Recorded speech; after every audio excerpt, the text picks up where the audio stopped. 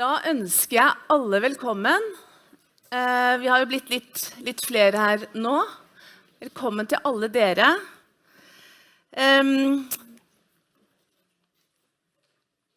Den internasjonale kampanjen for å avskaffe atomvåpen, The International Campaign to Abolish Nuclear Weapons, ICAN, en internasjonal, ikke-statlig organisasjon som arbeider for et folkerettslig forbud mot atomvåpen.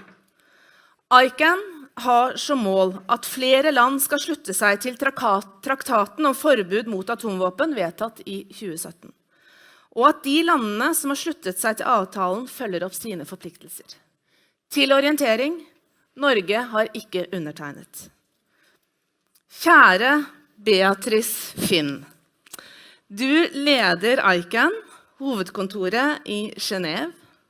Du et eksempel på at små stemmer kan bli til store stemmer. Dette har vi snakket mye om på denne konferansen. Og som ICANs arbeid et svært godt eksempel på. Du leder en verdensomspennende grasrotbevegelse. Og det som vi skal få høre om i dag, og som jo interessant for en konferanse om likestilling, det hvordan du tenker nettopp denne grasrotbevegelsen om forbud mot atomvåpen også har i seg et kjønnsperspektiv. Jeg vet at du har vært opptatt av å få fram at kvinner og menn rammes ulikt av radioaktivt avfall, blant annet. Og du jo også blitt en stor rollemodell for mange av oss. Du vant rett og slett, og med ICAN og ditt arbeid, Nobels fredspris i 2017. Og vi ønsker deg hjertelig velkommen. Det en stor ære å ha deg her. Vær så god.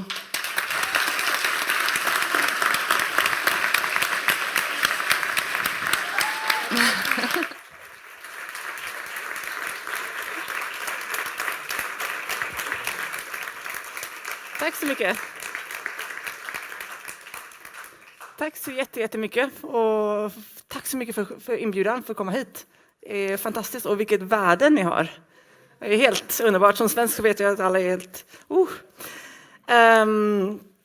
Ja, jag heter Beatrice Finn och chef för ICAN, International Campaign to Abolish Nuclear Weapons. Och jag har arbetat med den här frågan om kärnvapen i 10 år, men har i hela mitt liv varit engagerad i kampen för jämställdhet, rättvisa, lika rättigheter för alla.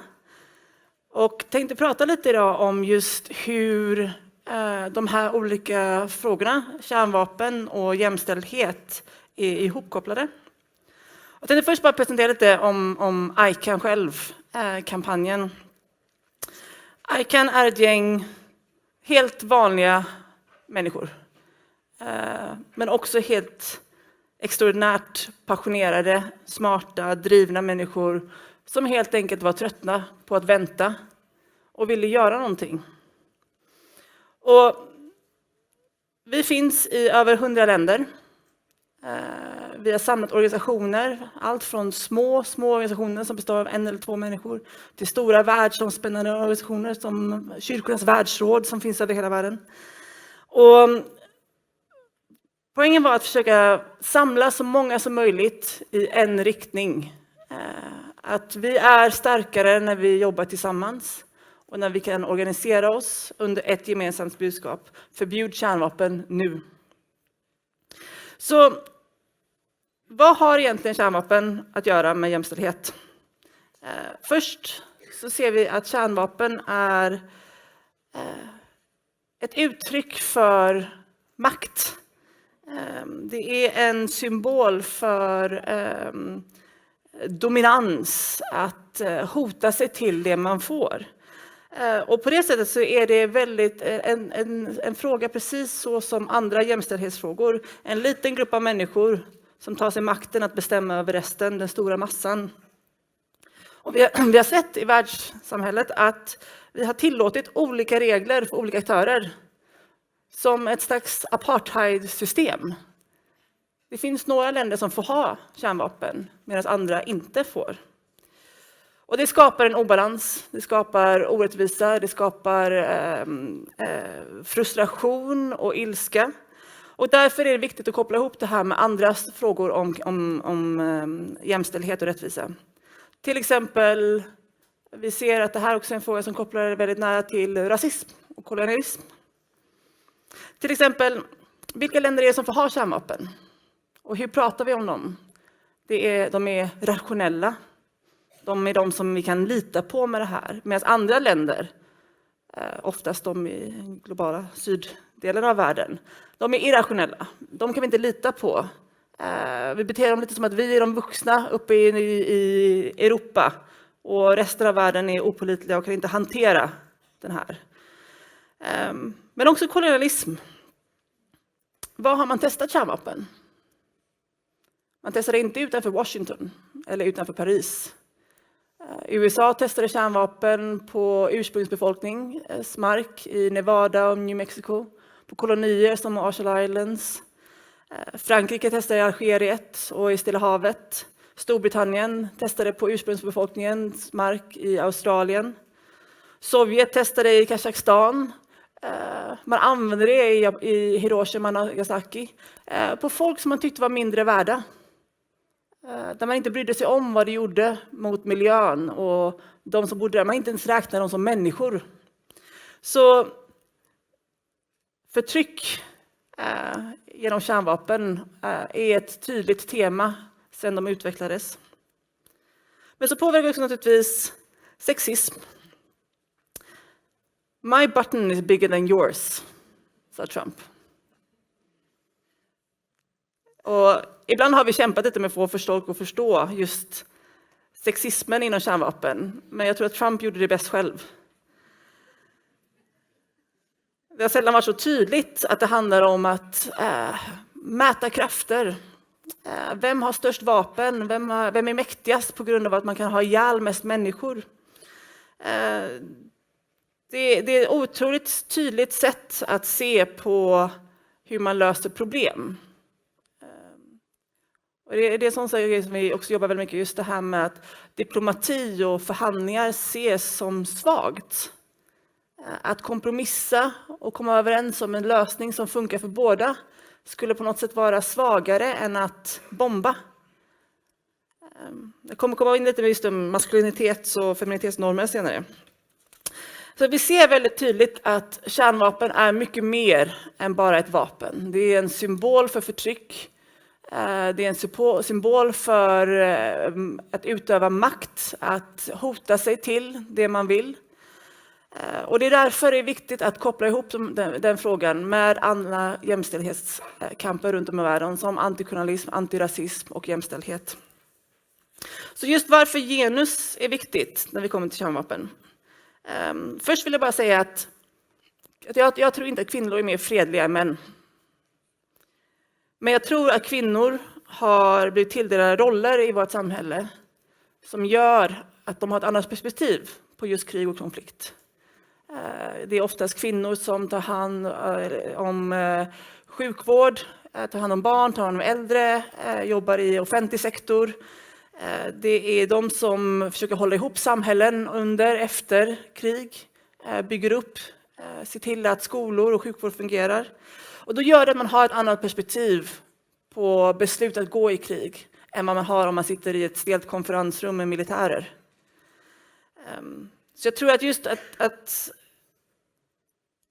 involvera ett genusperspektiv och kvinnor i den här kampen handlar inte om att kvinnor är bättre på det här, utan att vi har ett annat perspektiv och är 50% av befolkningen, 51 tror jag nästan, och behöver bli representerade där. Så det finns 3 sätt som vi arbetar med just kön och kärnvapen. Det första är just enkel representation. Kärnvapen har varit ett väldigt maskulint område, dominerar av tekniska experter, säkerhetspolitiska experter, militärer som pratar om det här och inte just så mycket folkligt engagemang och framförallt inte så många kvinnor. Vi ser vilka det är som leder kärnvapenstaterna. Det finns naturligtvis kvinnor som har lätt, men mestadels män. Och inte bara just på head of state-nivå, men hela vägen ner till beslutet om vem som ska använda kärnvapen, till de som faktiskt har uppdraget att släppa kärnvapen eller avfyra dem. Så det är viktigt att jobba med representation, att se till att kvinnor är med, att kvinnor tar en del av den här debatten och engagerar sig både från ett statligt perspektiv, från ett militärt perspektiv, men också från civilsamhällets perspektiv. Och sen naturligtvis så har kärnvapen andra konsekvenser för kvinnor än vad det har för män. När ett kärnvapen går av så bryr sig inte kärnvapen om vem det är som dör. Där spelar det ingen roll. Men det är de långsiktiga konsekvenserna som påverkar oss annorlunda. Först naturligtvis som all krig och konflikt påverkar kvinnor annorlunda. Ju mer konflikt och ju mer krig och våld det är i samhällen, desto mer våld mot kvinnor ser vi utsatta grupper lida av konsekvenserna på ett annat sätt. Men just också radioaktiviteten påverkar kvinnor väldigt annorlunda. Vi har mer, jag vet inte ens vad det heter på svenska, jag brukar prata om det här på engelska. Soft tissue. Ja, vad heter det? Okej. Ja. Som tar upp radioaktivitet mycket mer än vad män gör. Vårat också, just livmodern tar också upp mer radioaktivitet, vilket gör att kvinnor utvecklar mer cancer och andra sjukdomar som konsekvens av kärnvapen. Kvinnor har också blivit väldigt stigmatiserade, till exempel som vi ser från Hiroshima och Nagasaki, att kvinnor från de här städerna i ett väldigt patriarkalt samhälle fick problem med att ingen ville gifta sig med dem, ingen ville skaffa sig barn med dem. De fick missfall, kunde inte få barn, födde barn som hade olika sjukdomar eller barn som inte överlevde födseln. Och därmed blev stigmatiserade i samhället som orena kvinnor. Många fick ljuga om var de kom ifrån. Sa att de kom från andra byar, andra städer, just för det sociala stigmat runt Hiroshima och Nagasaki och den här osynliga sjukdomen folk trodde att de bar på. Vi har sett enorma konsekvenser för kvinnor i de olika områden där kärnvapen har varit testade. Just missfall eller svårigheter att få barn eller otroliga sjukdomar för deras barn. I Semipalatinsk, som är testsajten i Kazakstan, där Sovjet testade nästan alla sina kärnvapen, så föds idag fortfarande, 2018, 1 av 20 barn har en sjukdom som kan leda tillbaka till kärnvapentesterna. Det här är förödande för konsekvenserna och har inte tagits upp som en del av problemet när vi pratade om kärnvapen tidigare. För att det här är inte någonting som berör oftast de män i militära sammanhang som sitter och planerar kärnvapenattacker. Det är inte ett perspektiv som får höras eller får ta utrymme där. Och det är någonting som vi måste förändra. De pratar ofta om säkerhet. När vi började förhandlingarna lite över ett år sedan så höll USA en protest utanför förhandlingsrummet i FN. Den amerikanska ambassadören till FN, Nikki Haley, stod utanför generalförsamlingen och protesterade mot de här förhandlingarna. Och hon förklarade det här att as a mother, sa hon, väldigt amerikansk. As a mother, I need to protect my country, my family and my country. Men det betyder väldigt lite för de kvinnorna i Nevada och New Mexico som har dött eller blivit sjuka eller kan inte få barn idag på grund av de här vapnen. De här vapnen håller inte dem säkra utan har istället skadat dem. Vilket gör att man undrar, vem är det vi skyddar med de här vapnen? Och det tredje sättet som vi arbetar med kön och kärnvapen är ju naturligtvis också att ha en genusanalys. Och här vill jag komma tillbaka lite till just det här med vad som är maskulint och vad som är feminint. Vi har ett samhälle där maskulina egenskaper, och det behöver inte vara oftast alltså att det är män som gör dem, men just det som är kopplat till maskulinitet. Stark och bestämd och ta vad de vill ha och som att förhandla i någon slags nollsummespel medan det mer feminina ses som svagt. Förhandla, lösa det verbalt, komma fram till kompromisser. Och på något sätt så har vi skapat en värld där de maskulina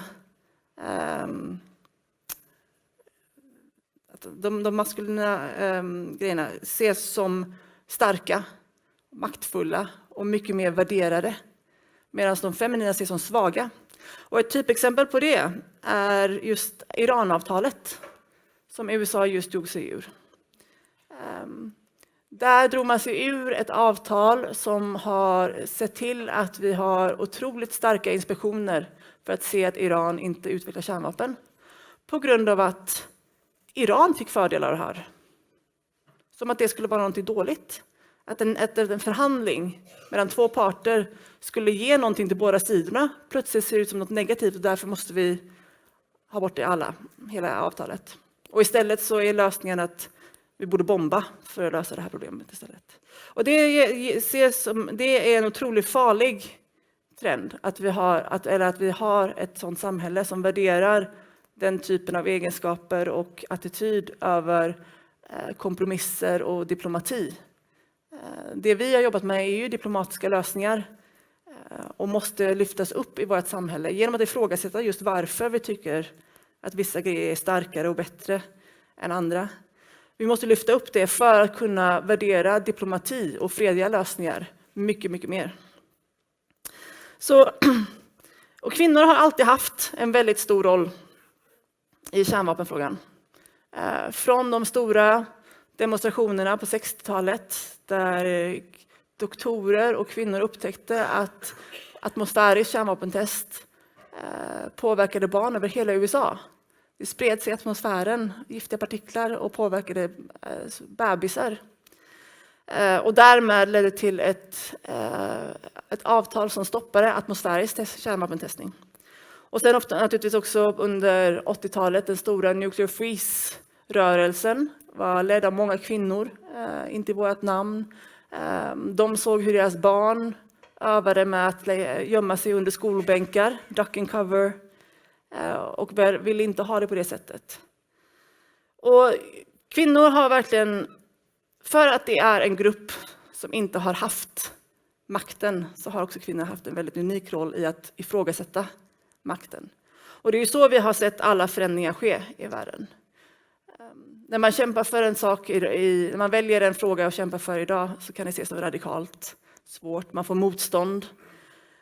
Men vi måste också tänka på vad som har gjorts i historien och att de kamper som har förts förut. Jag tänker ofta på suffragetterna till exempel, som var avskydda, de fick hot, de blev misshandlade vissa, utfrysta från sociala sammanhang. Tänk om de inte hade orkat kämpa, vad hade vi varit idag? Eller anti-apartheidrörelsen i Sydafrika, som så blir sedda som terrorister. Tänk om de inte hade orkat kämpa, vad hade vi varit idag? Så att kämpa med frågor, även om man får motstånd, är enda sättet att nå ett framsteg. Det är så vi har fått våra stora framsteg hittills. Det krävs mobilisering och engagemang för att utmana de maktstrukturer. Och makten vill aldrig, de som sitter på makten vill aldrig ge upp den frivilligt. Det kommer inte en dag när folk som har makt säger till dem utan makt att okej, visst, vi gör det. Det är inte de som kommer leda. Det måste krävas underifrån. Och det är inte lätt. Det är mycket motstånd.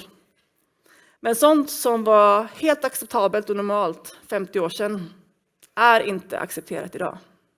Det finns många exempel på grejer som var helt normala. Rökning inomhus.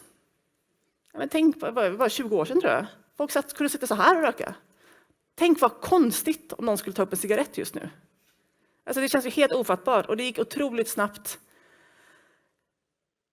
Man kunde prata om kvinnor på ett visst sätt som man inte kan göra idag. Man kunde prata om folk från andra kulturer eller med annan hudfärg på ett sätt som man inte kan göra idag. Fast vi ser naturligtvis otroligt mycket mer arbete som krävs på alla de här frågorna. Men vi går framåt mot ett samhälle. Vi går framåt just på grund av engagemang Och på grund av människors tro på rättvisa och mod att våga utmana mäktiga och stå upp för de värdena man tror på. Så jag tänkte att jag skulle avsluta där, så kan vi ta lite frågor istället. Tack.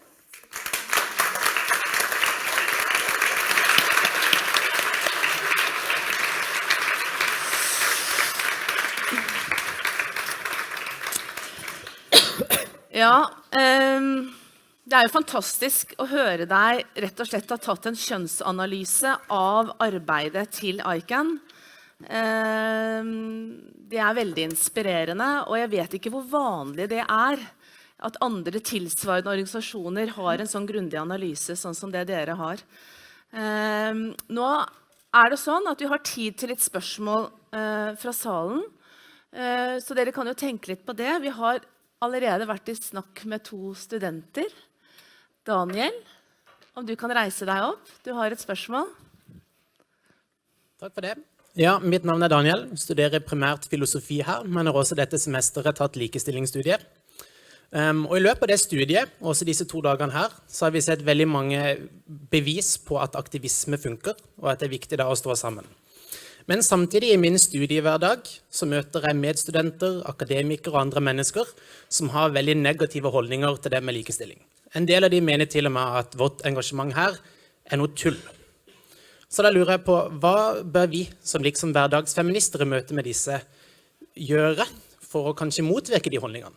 Och är du optimistisk till att vi kan ändra de hållningarna bara liksom som en sån mellanmänsklig nivå? Ja, absolut. Det är otroligt lätt att vara cynisk och rycka på axlarna och säga varför håller ni på med det där? Varför tjatar ni? Men jag tror inte att de här människorna hade velat ge upp sin rätt att gå på universitet eller sin rätt att rösta, rätt att ha semester, rätt att ha föräldraledigt. Alla de här grejerna har kämpats för och många av dem har varit väldigt starkt kopplade till en feministisk rörelse. Jag möter själv kvinnor till exempel i Sverige som kan vara jag vill inte kalla mig feminist, men nu har det gått för långt, säger de. Och så tänker jag som att skulle du vilja ge upp din föräldraledighet eller gratis förskoleplatser? För det var ett radikalt förslag som drevs av feminister, eller din rösträtt som var ett radikalt förslag som drevs av feminister. Så jag tror att man måste försöka att se det från ett historiskt perspektiv. Just den fighten man tar just nu ses som radikal.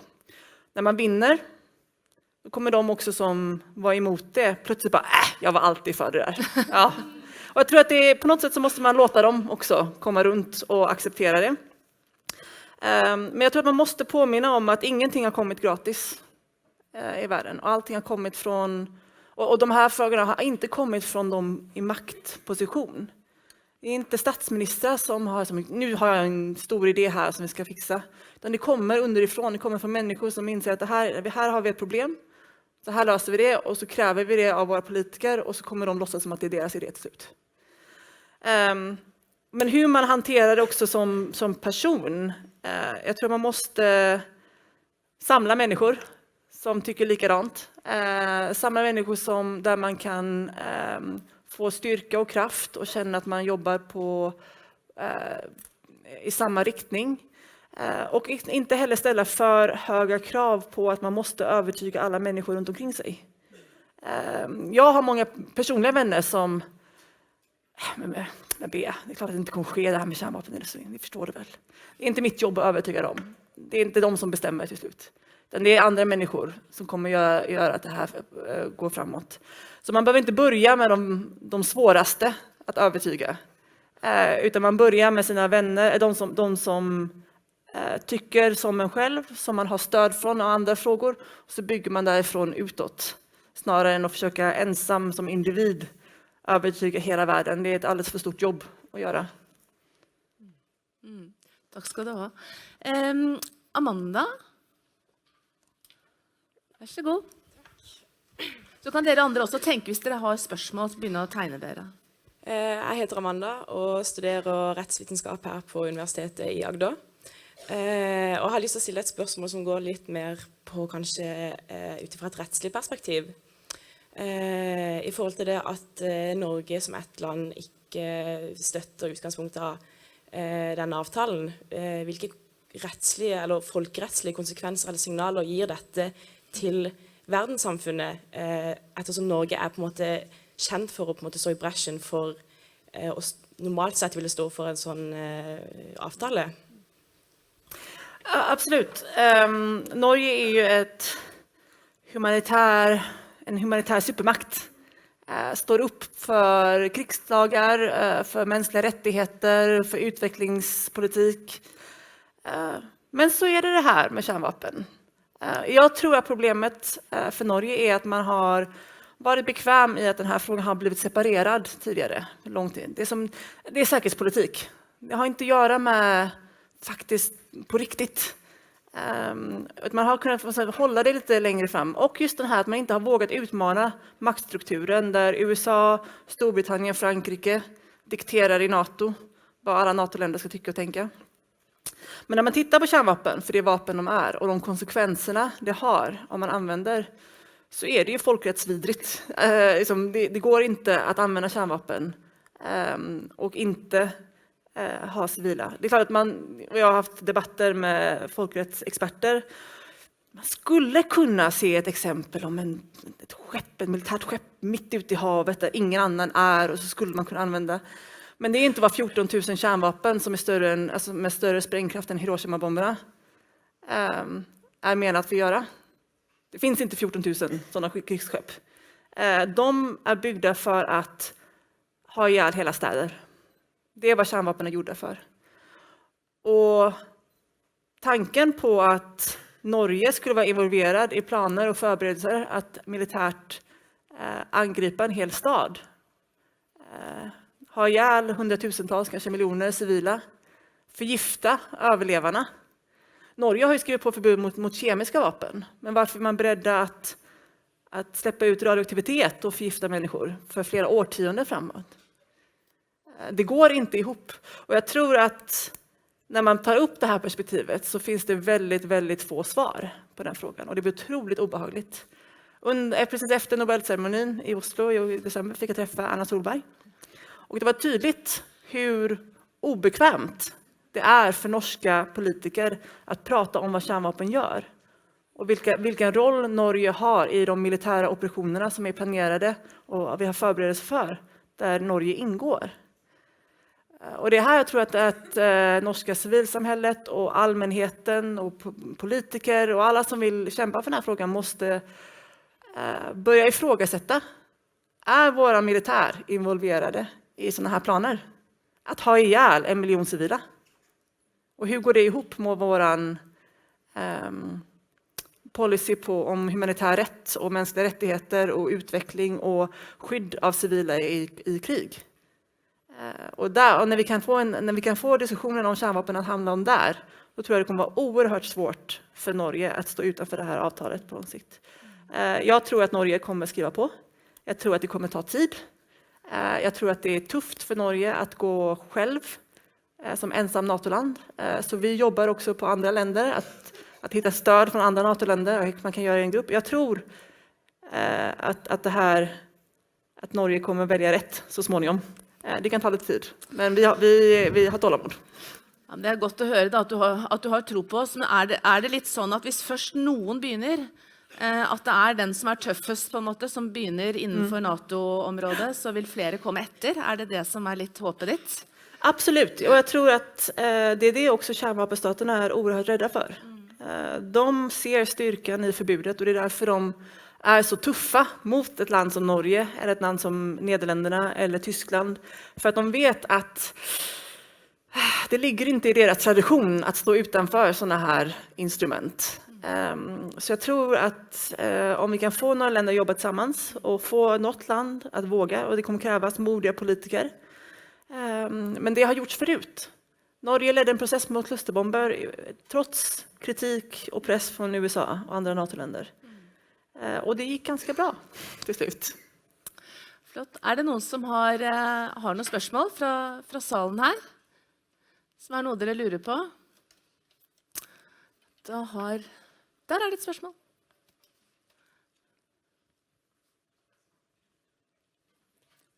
Fint om du også sier hva du heter. Yes, Ivar Skjerven. Fra Fri-Telemark. Jeg tenker noen ganger så sier folk litt sånn på spøk at ytringsfriheten og demokratiet er litt sånn gavepakke til de som har makt. På grunn av at alle roper og skriker mens de får holde på som de ønsker selv. Presidenter kommer og går, og atomvåpen består, for å si det sånn enkelt. Ser du for deg at det kan være noen andre virkemidler enn politiske för att avskaffa atomvapen? Absolut. Och vi jobbar även på andra sätt att pressa länder och de företag som jobbar med kärnvapen att nedrusta. Investeringar och den finansiella aspekten är också ett oerhört viktigt. Det är otroligt mycket pengar i det här. Och det finns 10-12 stora företag som producerar kärnvapen på uppdrag av kärnvapenstater. Och de producerar även andra saker som mikrovågsugnar eller flygplan. Och där har vi först konsumentmakt att använda, att trycka på, att göra det jobbigt för dem. Men också att vi ser våra banker och pensionsfonder att de inte investerar i kärnvapen. Och vi har använt förbudet till att just stärka den typen av arbete. Jag tror att den norska pensionsfonden, den stora, gick ut i januari och sa att de inte längre kommer att investera i kärnvapen. Och jag tror att man refererar till avtalet. Norge har inte skrivit på avtalet, men ändå säger att de är förbjudna under internationell lag. Då vill vi inte investera. Vi hade precis en stor seger för 2 veckor sedan när Deutsche Bank, en av de största bankerna i världen, införde en ny, starkare policy där de erkänner att kärnvapen är olagliga. Tyskland har inte skrivit på det här, men det är en global bank. Och de erkänner att kärnvapen är olagliga och kontroversiella och därför ska vi inte investera i dem. Så jag tror att det kan finnas tryck på den privata sektorn. Och vi har sett till exempel med klusterbomber, klaservapen på norska, just att det kan fungera. USA har fortfarande inte skrivit på det avtalet, erkänner inte avtalet att det ska påverka dem.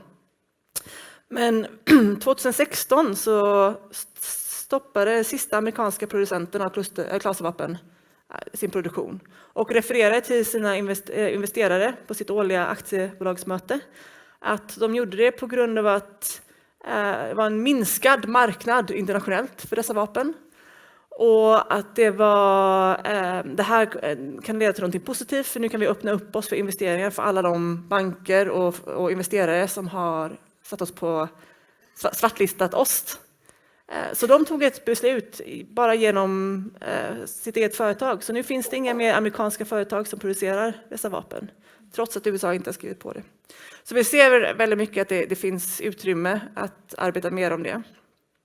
Sen tror jag också kulturellt behöver vi jobba.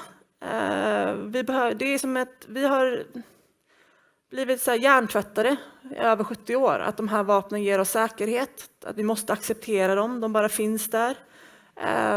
Så att det kommer krävas väldigt mycket jobb också med allmänheten att skifta hur vi ser på kärnvapen. Avtalet och de politiska processerna runt det är ett sätt att göra det också. Men jag tror att det finns mycket utrymme för att jobba också mer kulturellt. Att människor inte längre bara accepterar det här, utan man faktiskt säger, varenda gång en människa säger som en individ, jag accepterar inte kärnvapen. Så tar vi liksom chip away lite på deras legitimitet. Ju fler folk som bara inte vägrar acceptera det här och bara säger det rakt ut, så tar vi bort lite av deras legitimitet.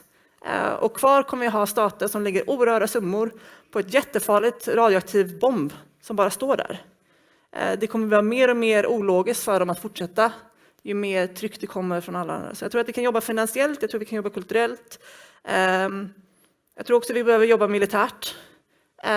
Att väcka opinion inom militären på ett sätt. Det här är inte vapen som är speciellt praktiska i krigsföring.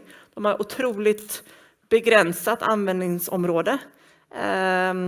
Säkerhetspolitiken ändras så mycket idag. De hot som vi möter idag är inte alls som det var i kalla kriget. Jag tänker lite ibland på just hur, till exempel, även om vi tänker om ett hot från Ryssland. Vi såg vad som hände i Storbritannien med en kemisk attack på 2 individer. Eller valrörelsen i USA. Där som Ryssland har på sätt tagit sig in i huvudet på hela USA just nu med några Facebook-konton. Det är inte kärnvapen som kommer vara nästa, det som vi bråkar med. Vi har en otrolig utveckling inom militären just nu till också artificial intelligence. Hela autonoma vapen, program som kommer styra vem som får leva och inte leva. Det är där vi måste på något sätt, alltså säkerhetspolitiken måste gå vidare, inte hänga sig fast vid kärnvapen som är ett redskap från 40-talet, inte ett rätt modernt high-tech-vapen. Så jag tror att också vi behöver jobba lite med det perspektivet, att liksom framställa också kärnvapen som otroligt klumpiga, opraktiska och inte någonting som kan faktiskt möta de hot vi möter idag. Då är det Frank Reichert, rektor vid universitetet här. Du har ett spørsmål. En mikrofon. Tack. Ja, du har ju mikrofon på dig. Ja, Den är på. ja den där är kommer du på. Wow, ja, men egen mikrofon som rektor. Här må du det. Privilegier Här ska det må du. vara. Du, tack för en väldigt viktig presentation. Jag har en helt taktale som kommer senare. Men jag hade ett spørsmål. Alltså, det är klart, jag tror inte det är någon här som känner sig väldigt bekvämt att Norge inte har skrivit på. Men är det någonting som vi som universitet kan göra för att hjälpa? Jag tror att just för att förändra det här, vi brukar prata på engelska om we need to hack the culture. Vi behöver liksom penetrera kulturen och förändra det inifrån. Och det vi behöver för att kunna göra det är kunskap, forskning om just kärnvapen, om säkerhetspolitik, om genusperspektivet, om påverkan på kvinnor, konsekvenserna för kvinnor, konsekvenserna för civila överhuvudtaget. Och det var ju en sak som Norge ledde från början. Vi hade inte vunnit Nobelpriset utan norska regeringen. De startade ett humanitärt initiativ just för att bygga upp den här kunskapen. För kunskap ger en makt att förändra saker och ting. Och det var de med makt som såg att den här kunskapen satte dem i en väldigt tuff situation. För att när man har kunskap och inte agerar så hamnar man lite i en tuff situation.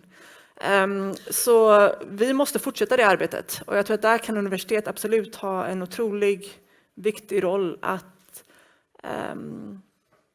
uppmuntra forskning och kunskap och sprida det till allmänheten om de här frågorna. Ja, kan det vara intressant hvis universitets- och högskolesektorn runt kan vara en viktig allierad. Agnes Bolse har ett spørsmål.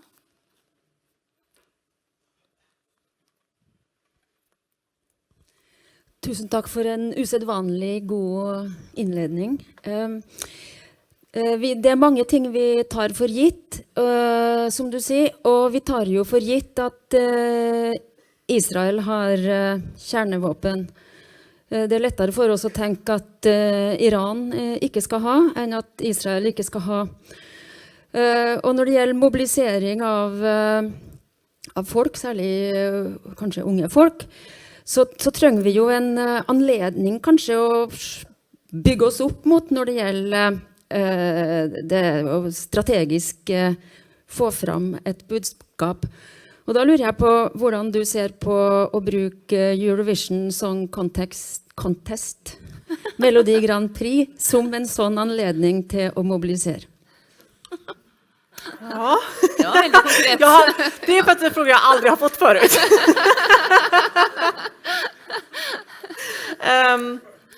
Ja, absolut. En sån sak som vi har uppmuntrat till, det är ju att verkligen, vi borde inte fokusera på vem det är som har kärnvapen, utan alla kärnvapen. Så det handlar inte om att det är farligt om Iran skulle ha kärnvapen, eller det är farligt om Pakistan har kärnvapen, eller Nordkorea eller USA. Det är kärnvapnen som är farliga.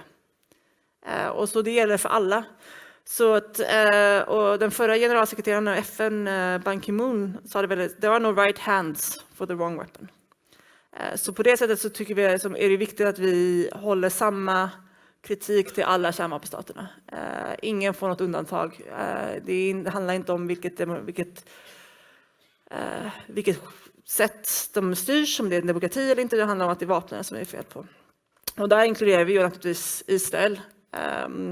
Ett av svårigheterna jag jobbar med att just förändra Israel, det är att de inte erkänner det själva. Att de inte vill prata om det. Så att det blir väldigt svårt att engagera i en debatt där. Och vi vet att våra partnerorganisationer som jobbar i Israel har det väldigt tufft att mobilisera i landet. Just för att det är så mycket sekretess och olika lagar som gäller, som gör det svårt för dem att komma runt. De måste alltid referera till international sources say. För de får inte säga det själva på något sätt. Vad man kan göra med Eurovision Song Contest? Ja, kanske. Vi tar alla möjligheter att engagera oss. Och det är fantastiskt om Norge hade en låt som kärnvapen, mot kärnvapen. Kanske någon vill skriva. Och det, jag vet inte hur ni väljer era bidrag, men i Sverige har vi sådana här tryouts.